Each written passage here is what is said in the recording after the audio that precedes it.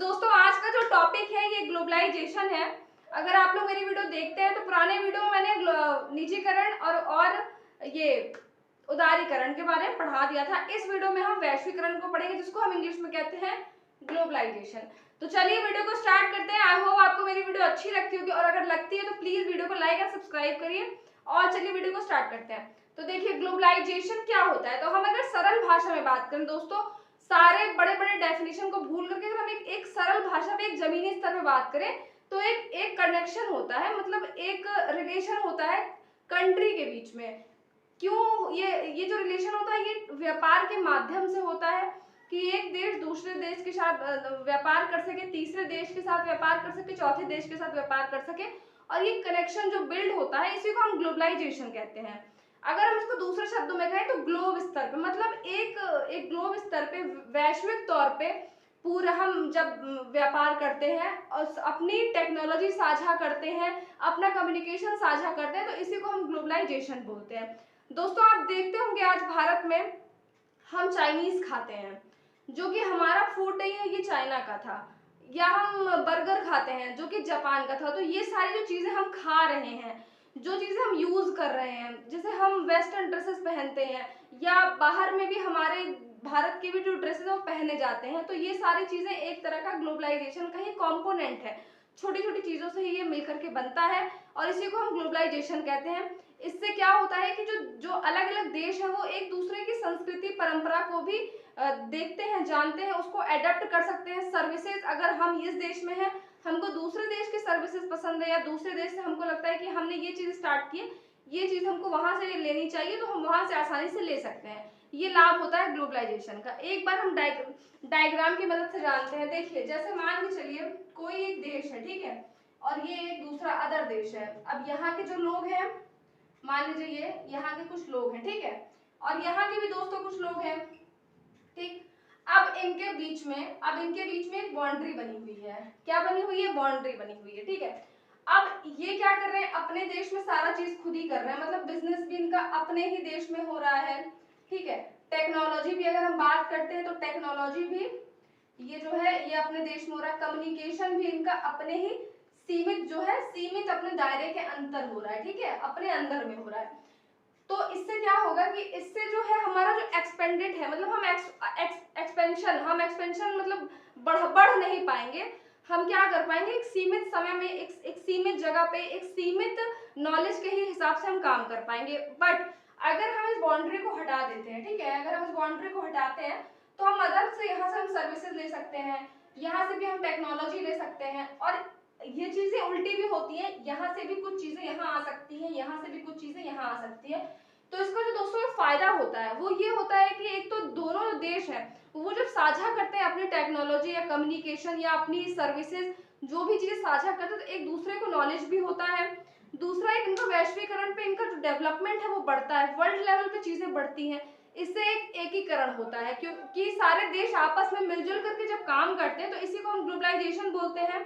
अगर आप मान के चलिए इसको हम रफ कर देते हैं और फिर हम बनाते हैं सारे कॉन्टिनेंट को मैं आपको बताती हूँ बना करके, ठीक है। देखिए मान के चलिए एक आपका ये एशिया है, ठीक है, यहाँ पे आपका यूरोप है, यहाँ पे आपका अफ्रीका है, यहाँ साउथ अमेरिका, नॉर्थ अमेरिका है, यहाँ पे आपका ऑस्ट्रेलिया है ना।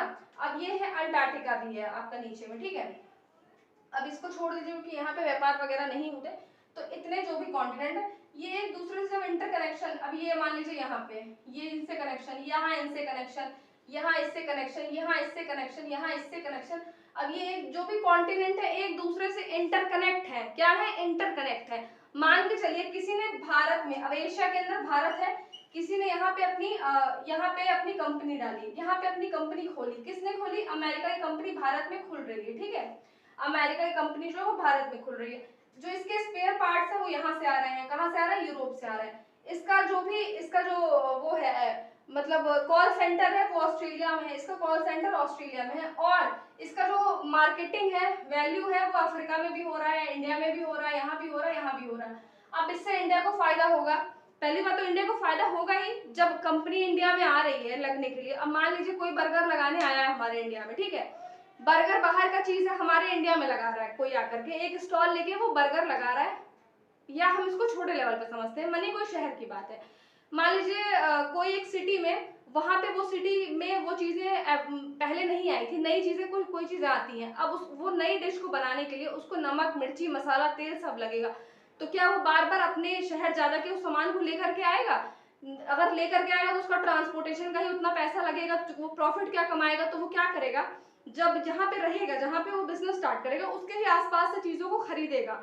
तो खरीदेगा तो जो जिस जगह पे उसने कंपनी लगाई है या जिस जगह पे उसने वो डिश बना दी, वहां तो फायदा होगा ही, क्योंकि वहां के दुकानदार सामान देंगे तो उनका फायदा होगा, उस जगह की अर्थव्यवस्था में तो बढ़ोतरी होगी, साथ में उसको भी प्रॉफिट होगा, वो कुछ प्रॉफिट कमाएगा और प्रॉफिट अपने भी देश लेके जाएगा।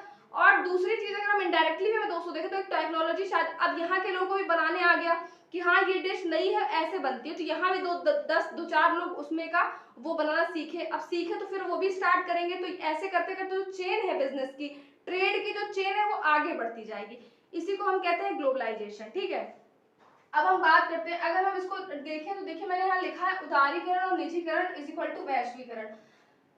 अब मैंने ऐसा क्यों लिखा, तो देखिए मैंने ऐसा इसलिए लिखा है कि उदारीकरण और निजीकरण, लिबरल, जब हम लिबरल हुए, जब हमने अपने सारे जो भी कानून थे वो हटाए, बहुत सख्त प्रतिबंध हटाए कि बाहर की कंट्री हमारे यहाँ नहीं आ सकती, हम कहीं और नहीं जा सकते, हमने जो टैक्स इतना ज्यादा लगाया था, जो हमने प्रशुल्क लगाया था, आयात हम जब सामान करते थे कोई, तो उसके पहले जो हम बहुत ज्यादा एडवांस पेमेंट, जब हम इन सारी चीजों को कम किए तो क्या हुआ, लिबरल हम हुए। जब हम लिबरल हुए उसके बाद फिर हमने निजीकरण किया कि सारी चीज सरकार के अंतर्गत ना आकर के निजी क्षेत्रों को भी हम प्रोत्साहित किए। जब ये दोनों चीजें मिली तभी तो वैश्वीकरण का हमको परिणाम मिला, मतलब उदारीकरण और निजीकरण का ही हमको परिणाम क्या मिला, वैश्वीकरण मिला। तो हम इसको बहुत आसानी से समझ सकते हैं। उसके बाद देखिए अगर हम बात करते हैं, एक आप शब्द देख लेंगे बाह्य प्रापण, तो ये क्या है, इसमें कंपनी बाहरी सोर्स से नियमित सेवा प्रदान कर, जो मैंने अभी आपको यहाँ पे बताया कि हम कोई चीज स्टार्ट कर रहे हैं, हमें मान लीजिए कोई स्किल है, मान के चलिए कोई हमारी स्किल है जो हमें समझ में नहीं, जो हमें मतलब हमारे देश में नहीं मिल रही है, ठीक है। मान लीजिए यहाँ पे कोई इंडिया है, इंडिया में कोई पढ़ रहा है, ठीक, या कुछ सीख रहा है, अब यहाँ पे उसको अपने इंडिया में अच्छे से वो चीजें नहीं मिल रही हैं और अमेरिका में उसको वो चीजें मिल रही हैं, ठीक है, वो चीजें उसको यहाँ से मिल रही हैं, तो वो अब यहाँ से उन सर्विसेज को ले सकता है, सर्विसेज को क्या कर सकता है, ले सकता है। तो यही चीज है बाह्य प्रापण का मतलब, इसमें कंपनी बाहरी सोर्स से नियमित सेवा ले सकती है। अगर कोई कंपनी है उसको दूसरे कंट्री सर्विसेज लेनी तो वो ले सकती है। हालांकि ये सारी चीजें आपकी ग्लोबलाइजेशन के अंतर्गत ही आती हैं। उसके बाद इसमें फिर एक नाम आता है WTO का, इसका जो इसकी जो स्थापना हुई, जिसका जो गठन हुआ वो 1995 में हुआ। ये बेसिकली ऑल ओवर वर्ल्ड में जो भी ट्रेड होते हैं, मतलब विश्व लेवल पे जो ट्रेड होते हैं उसको ये क्या करता है, ऑर्गेनाइज करता है, उसको उसका मैनेजमेंट करता है, उस पे प्रक्रिया पे नजर रखता है और ये कुछ रूल एंड रेगुलेशंस भी करता है जो सारे देश, जो इसके सदस्य देश होते हैं उन्हें फॉलो करना पड़ता है। तो WTO के बारे में हम नेक्स्ट वाले वीडियो में पढ़ेंगे। आज मैंने सिर्फ ग्लोबलाइजेशन पढ़ाया है, नेक्स्ट वीडियो में हम